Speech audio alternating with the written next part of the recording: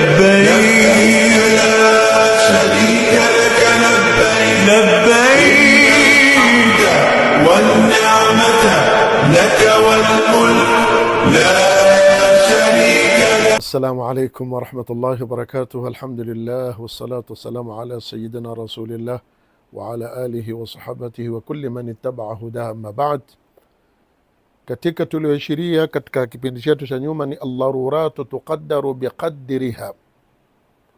Allaruratu tuqaddaru biqadriha, dharura hukadiriwa kwa kiasi cha dharura, na tumeishiria baadhi ya mambo ambayo kwamba leo yafanywa, na katika hijjatul wadaa siyo namna mtume aloyafanya, na yeye ndio aliotuambia khudhu anni au litaakhudhu anni manasikakum.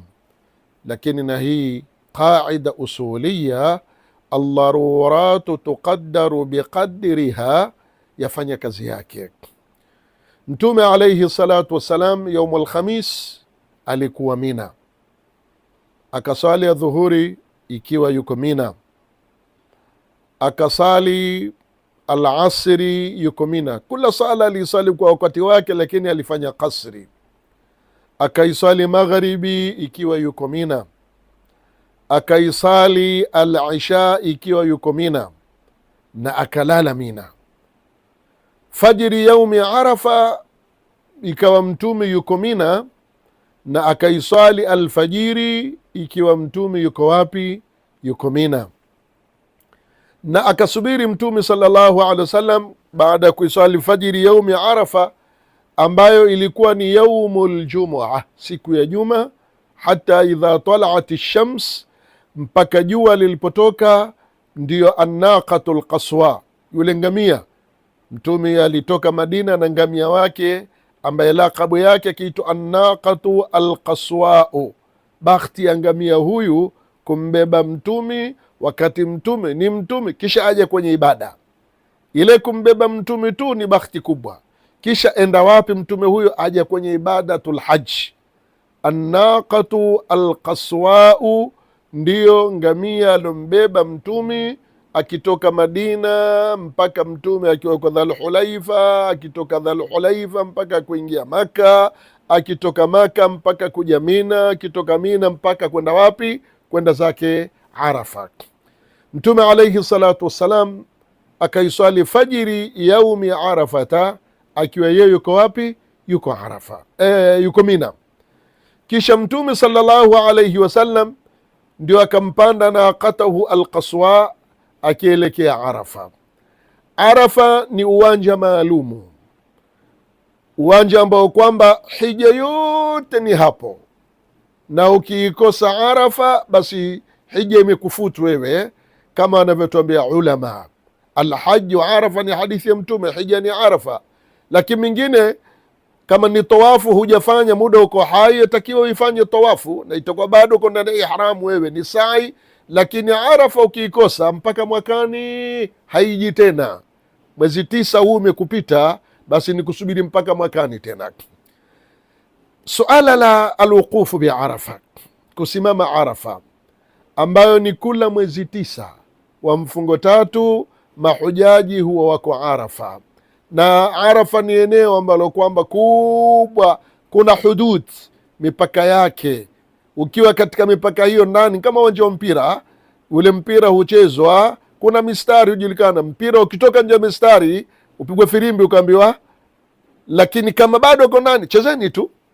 Sasa na ile Arafa ina hudud, si kula mwenye kwenda hija kwamba zile hududi azijue, wala haitakikani lazima azijue, lakini zajulikana hududu Arafa. Na kwa bakhti kuna saiti zile ambazo kwamba zimewekwa kukwambia ukiwa hapa uko ndani ya Arafa, ukiwa huko uko nje ya Arafa. Kwa hiyo hija mwezi 9 yatakiwa mahujaji wawe kwa Arafa, na mtume sallallahu alaihi wasallam aliingia Arafa, ilikuwa ni yaumul jumua, mwezi 9 wa mfungo 3 wakaingia Arafa. Mtume alayhi salatu wassalam yuko Arafa, na hapa kuna tafsilati nyingi ambazo twauchunga wakati, hatuwezi kuchambua kimoja baada ya kingine, kingine baada ya kingine. Mtume yuko Arafa. Mtume sallallahu alayhi wasallam akasali ya dhuhuri yauma Arafa, na ufahamu kwamba ilikuwa ni juma. Fahamu vizuri msikilizaji wangu mpendwa kwamba Mtume alisema Arafa yaumul jumaa, lakini hakuswali juma. Kukaadhiniwa, baada ya kuadhiniwa kukakimiwa, baada ya kukimiwa Mtume akaswali ya dhuhuri qasran. Baada ya kupiga salamu katika dhuhuri kukakimiwa tena, Mtume akaswali al-asr.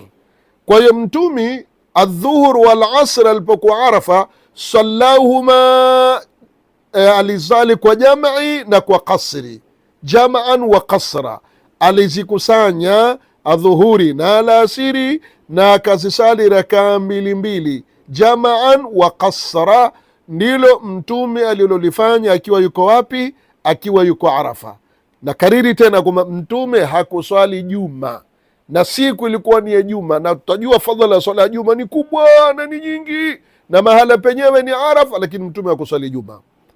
Kwa hiyo mahujaji lau imeswadifu wako hija ni yauma Arafa, hawajalazimishwa kuswali juma. Tukimwangalia yeye Mtume sallallahu alaihi wasallam aliosema litaakhudhu anni manasikakum, kwamba hakuswali juma.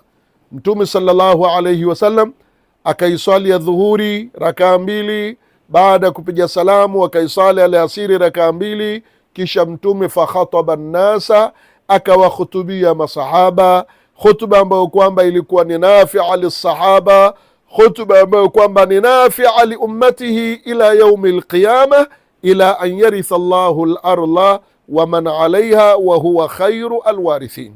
Khutba ile Mtume sallallahu alaihi wasallam akaitoa, ambayo kwamba lau tunataka tuisome na tuifasiri na tuelezee, ndio hayo tunaoikimbia, itakuwa tumealeta karibu. Ilmuhimu ni kwamba Mtume alikhutuba Arafa na akasimama Arafa, walhaju Arafa, na hija ni Arafa.